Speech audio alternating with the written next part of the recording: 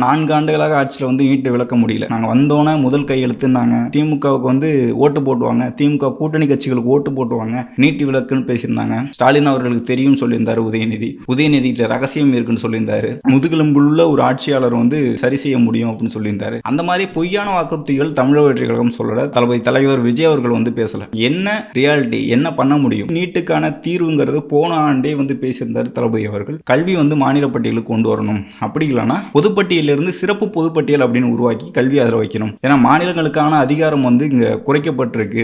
இந்த மாதிரி சரியான ஒரு தீர்வை வந்து எடுத்து வச்சு தமிழக வெற்றி கழகம் அனைவருக்குமே புரியக்கூடிய ஒரு அரசியலை தான் வந்து முன்னெடுத்துட்டு வர்றாரு. உங்களை மாதிரி ரகசியம் இருக்கு அப்படி இப்படி இருக்குன்ட்டு பொய் சொல்லல. 4 ஆண்டுகளாச்சு நீட் தேர்வுல அதிமுக ஆட்சி காலங்களில் ஒவ்வொரு மரணத்துக்கும் அந்த அளவுக்கு கொந்தளிச்ச திமுக ஆட்சி காலத்துல இத்தனை மரணங்கள் நடந்திருக்கு. கிட்டத்தட்ட 22 மரணங்கள் நடந்திருக்கு. 14 மாணவிகள் வந்து இறந்திருக்காங்க. ஒரு அனிதாவுக்காக அந்த அளவுக்கு போராடிய திமுக கட்சி, அதை வந்து பெரிதுபடுத்தி பேசிய திமுக, நீட் குறித்து பேசிய திமுக, அவர்களுடைய ஆட்சியில் 20க்கும் மேற்பட்ட மாணவ மாணவிகள் வந்து மரணம் அடைஞ்சிருக்காங்க. அப்போ உங்களால சரி செய்ய முடியல தானே. அதை வந்து மடைமாற்றுவதற்கு தளபதி விஜய் அவர்கள் வந்து படிக்கவே கூடாதுன்னு சொல்றாரு, மருத்துவ கனவே காணாதீங்கன்னு சொல்றாரு, உங்களை வந்து இப்போ மருத்துவம் படிக்க வேணாம்னு சொல்லுவாரு, அதன் பிறகு மற்றது படிக்காதுன்னு சொல்லிட்டு படிக்கவே வேணாம்னு சொல்றாரு அப்படின்ட்டு கதை திருப்புறீங்க. படிக்கவே வேணாம்னு சொல்றவரா ஒவ்வொரு தொகுதியிலையும் 3 பேர்களை வந்து கூப்பிட்டு விருது கொடுப்பாரு. இப்போ இது உங்களுக்கு புரியாது. ஏன் அப்படின்னா உங்க குடும்பத்துல யாருமே மருத்துவம் படிக்கிறதுக்கு டாக்டரை வந்து படிக்கல. எல்லாம் ஒரு டிகிரி படிக்கிறீங்க, அதுக்கப்புறம் வந்து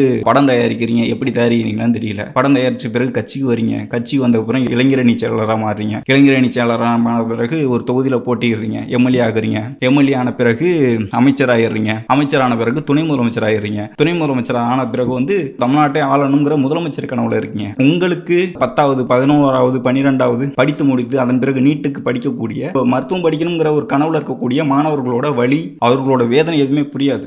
உங்களுக்கு அரசியல். அப்போ அவருக்கு புரியுது. இப்போ 4 ஆண்டுகளாக இது மட்டும் படிக்கணும் அப்படின்ட்டு பெற்றோர்களும் அந்த மாணவர்களும் இந்த கனவு இது மட்டும் இல்லைன்னா வாழ்க்கையே போயிடும். எத்தனை உயிர்கள் போயிருக்கு அதெல்லாம் தெரியுமா இந்த உடன்பிறப்புகளுக்கு, அறிவாலய அரைவேக்காடுகளுக்கு? அங்கே எத்தனை உயிர்கள் போயிட்டுருக்கு. இது மட்டும் படிப்பு இல்லை. சரி, கொண்டு வந்துடுவோம், நாங்கள் நீட்டை வந்து நிறுத்திடுவோம், தடுத்துருவோம், நாங்கள் வந்து மாநில பட்டியலுக்கு கல்வி கொண்டு வந்துடுவோம், எல்லாம் விட்டுறீங்க. செஞ்சீங்களா 4 வருஷமா? அப்போ உங்களை நம்பி 2021 காலகட்டங்களில் எத்தனை மாணவர்கள் வந்து நீட் தேர்வுக்கு படிக்காமல் இருந்தாங்க? அப்போ என்ன சொல்ல வரீங்க? மாணவர்கள் வந்து இது மட்டும் படிப்புன்னு போகாதீங்க, மற்ற எல்லா படிப்புகளுமே இருக்கு, அதை நோக்கி நகருங்க, உங்களால் சாதிக்க முடியும் அப்படின்ட்டு மோட்டிவேட் பண்ணுற ஒரு கட்சியை, ஒரு தலைவரை வந்து தவறாக சித்தரிக்க வேண்டிய தேவை என்ன இருக்கு?